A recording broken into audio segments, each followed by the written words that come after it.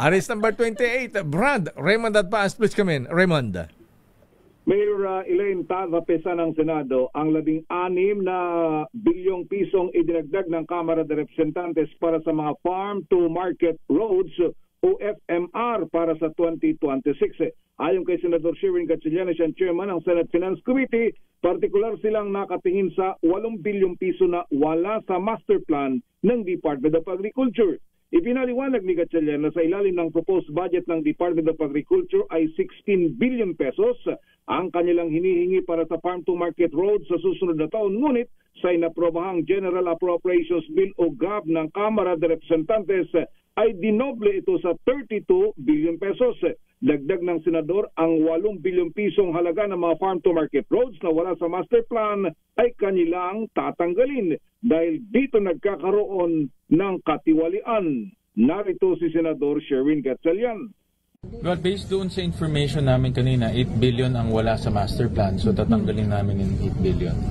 16 billion yon, dinagdagan ng Kongreso ng additional 16, pero yung 8 doon wala sa master plan, so tatanggalin natin. Kasi kung wala sa master plan, diyan nagkakaroon ng problema. No, diyan nagkakaroon ng overpricing, diyan nagkakaroon ng other works. No, so importante na nasa master plan para na-inspect na ng DA. Ang bahagi ng pahayag ni Senador Sherwin Gatchalian. Mula sa Senado, Raymond. ito CRH28, Raymond Advance para sa DZRH. Brad. Una sa Pilipinas, una sa Pilipino. Mayor. Brad, patikim, sino yung witness ni Senator Ping na ilalabas sa November 14? Wala pang nagbibigay ng, di pa nagbibigay ng hint, Mayor. Wala pang clue. Pero ang kasi maliban kasi doon sa important witness ay pababalikin si Sergeant Gutesa, Orly Gutesa, dahil bago iprinisinta daw, di ba, sabi din naman ni Senator Marcoleta nung nag-hearing, surprise witness daw si Gutesa.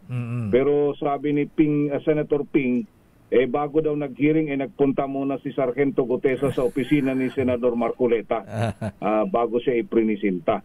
Kaya pababalikin siya dito sa, kung matuloy ay November 14 at isasama yung surprise witness. Ba? So bukod kay Gutesa, may surprise witness pa?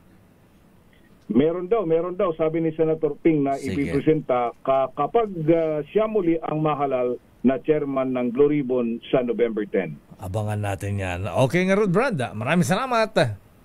Mula sa Senado, ito si RH28, Raymond Advance para sa DZRH, una sa Pilipinas, una sa Pilipino. Ayan.